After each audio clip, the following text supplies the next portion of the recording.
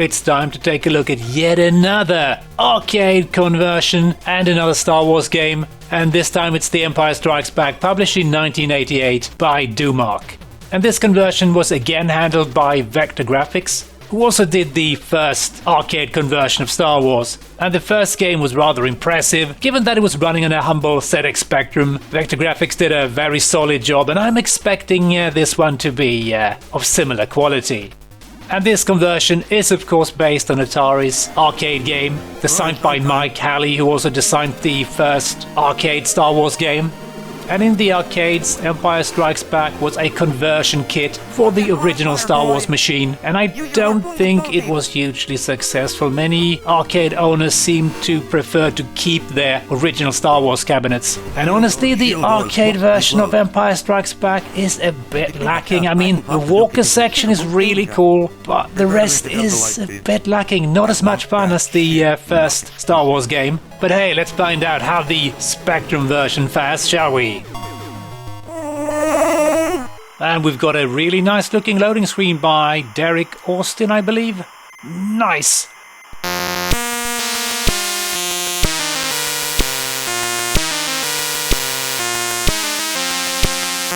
I've got some Spectrum beeper music, although this is the 128K version of the game, so there is music in-game, and I think there's supposed to be samples as well. I think I read that in the review, but so far I haven't encountered any, but I've just kind of been playing it for a little bit, and I've never played this one before, back in the day.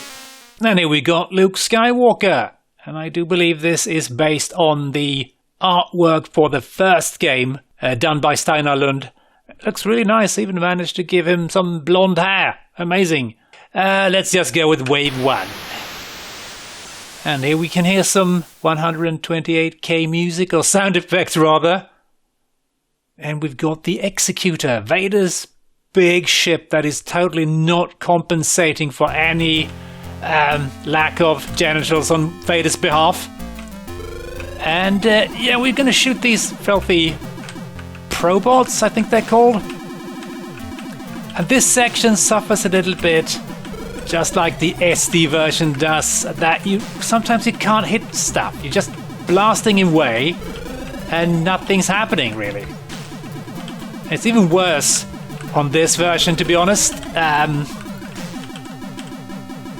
hitting that fireball and nothing happens. It's a little bit annoying, I must admit.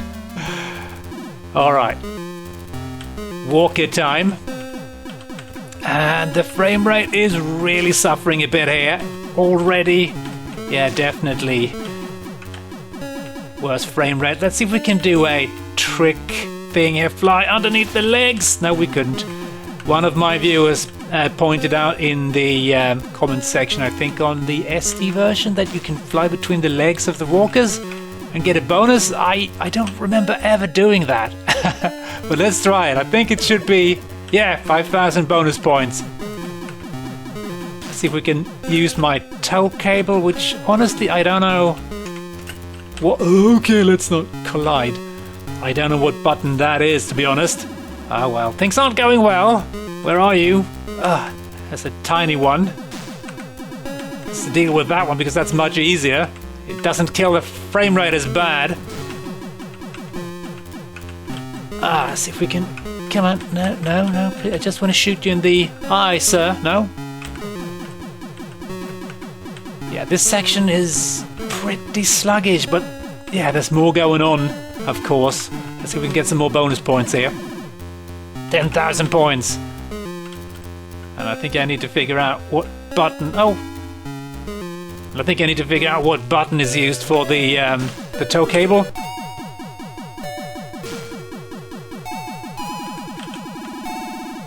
Shoot TIE fighters, yes! And we are having kind of a similar problem, that we are hitting them and the fireballs and just nothing seems to happen. And maybe it's the fact that the fireballs just stop but don't disappear when you hit them. Maybe that's confusing me a bit, because it looks like yeah, it's a sound effect.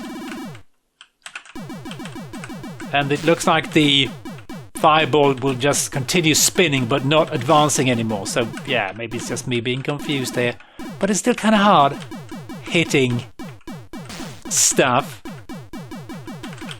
And so far we have had no sample speech, which is a bummer.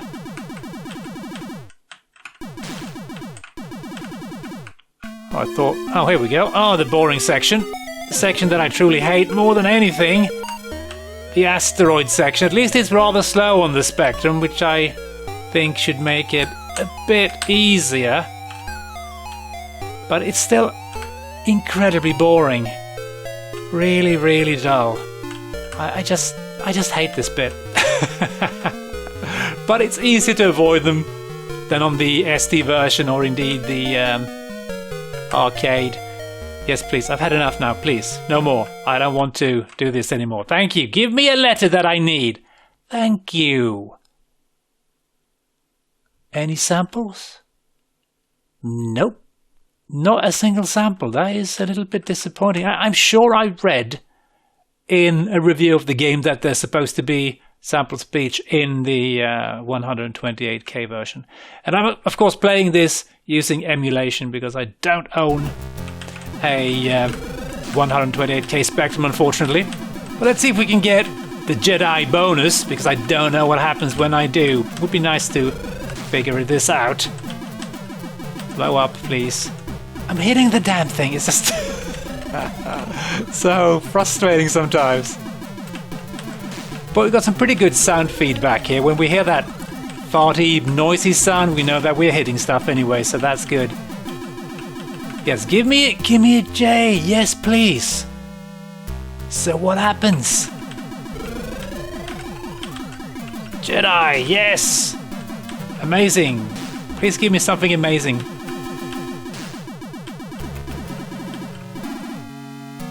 Nothing's happening. Just get some flashing letters and that's it. Really? I'd expected something amazing like Luke Skywalker showing up on screen or something, but nope. And I wonder what button I need to press to... Oh, I don't know what button I pressed, to be honest. Let's try that again. Oh god, everything is slowing down to a crawl here. Eesh, and I missed! Damn it! Let's see if we can try that again. We seem to be able to only fire one tow cable at a time, so let's see if we can find a walker. Here we go. I think it's T or Y or something. Okay. Can I hit the damn thing? I think I got it, or I flew into it. I'm not sure. Yeah. Please. Please? Yeah, I think I got it. Alright, so Jedi is only like bonus points, I suppose. Nothing amazing happens. You know what? I don't care about the energy generators or shield generators or whatever. I'm just gonna fight some TIE fighters because, yeah. I mean, the Walker section is cool. I mean, it must have been really cool back in the day, especially on the Spectrum. But the other parts, yeah, they're not really that much fun. I mean, it's still very impressive from a technical standpoint. This conversion has been done very well. And even though the frame rate is really taking a beating at times, that's not surprising, I guess. It's a solid made conversion for sure. But it's still, you know, suffer a little bit from the rather dull gameplay from the arcade as well, sadly. And more asteroids! Shields are gone, but hey, who needs them anyway? Yeah, it's definitely easier dodging the asteroids, he says, and gets completely annihilated than in the arcade or in the on the SD version. Okay, let's try on the third wave. And I'm using a keyboard to control this, which is rather tricky. Come on, hit the damn transmission. And also the droid, please. Here we go. Yeah, I think they have fewer droids than the other versions. Or the 16-bit versions, I should say. I wonder how this runs on the Commodore 64. Probably not entirely well. Oh, they're so cute, the little walkers. Bipedal bunch of losers. Okay, let's see if we can use my towing cable, which I think is T. Yeah. Yep. Oh god, yeah, that worked. Oh man. Oh, the frame rate. My frame rate. There we go. I think I missed, but I'm not entirely sure. It's not important, we are doomed anyway. It would have been cool if we could actually defeat the walkers and the Empire here and just end the game. It's like, oh, you win. No need to worry, you can stay on hot for as long as you like. And where is that walker? Oh, I think it's somewhere around here because the frame rate just took a dump. Oh god. Do I have a towing cable? I do, but oh god, I pressed too soon. It's a bit sad that there's nothing new really happening in the game like it did in the first one. Star Wars, you would get like, they would add stuff like in the catwalks, in the trench, and get different buildings a little bit on the surface at least. Here it's just the same mini games over and over and over again. It doesn't really feel like it's getting much harder, but I think maybe it is, but yeah, it's not really that noticeable. And you do get tired of it, but I mean, sure. Playing Star Wars on your humble Spectrum back in the day, oh yeah, that would have been awesome. Probably enough to keep many players happy. And I would probably have played this back in the day. I never did though. Ah, you damn asteroid. I would probably have played it just because, you know, it's Star Wars and the walkers are so cool. They're not showing the Star Destroyer and the Falcon at the same time, just to save CPU time, I guess. Not know the frame rate. Alright. Yeah, it's getting a bit samey here. Hasn't aged terribly well. Ah, these robots. They just show up and immediately fire away or shoot their transmission off. Annoying lot, aren't they? Come on, I can't hit the stupid transmissions. Oh my god. Yeah, this is pretty choppy. Even considering that, it's still, as I've said, a very solid conversion. I'm a little bit disappointed that there are no samples. I don't know if there maybe they planned to include samples and they didn't, so that is why one of the reviews mentioned sample sound effects, but I haven't heard a single one, and I'm pretty sure there won't be any further ahead. Okay, take this. Eat a tow cable. Okay, that didn't work. Yeah, game over. You know what? I think I'm done. There's nothing more to show really, and I think we're just gonna have a look at a couple of reviews before we end. Crash, of course, awarded the game a crash smash and gave it an overall of 90%, and they wrote, Domark go from strength to strength. The Empire Strikes Back has all the speed, playability and graphics of the arcade machine. A must for all fans of the trilogy. And one of the reviewers also write, The Empire Strikes Back is great fun if you're a fan of this style of 3D shoot 'em up, but with the lack of levels I don't think it will have a huge lasting appeal. And that is indeed correct, but he still awards the game 90%, so I think much of the wow factor comes from the fact that this is a Star Wars arcade game running on your humble specky. Sinclair user gave it a very similar score at 88% overall, and they wrote, Empire, whilst remarkably simple and maybe even a little bit tired as a formula, is simply the best of its ilk. It's fast, easy to play and doesn't require a great deal of thought. In short, it's just a great deal of fun.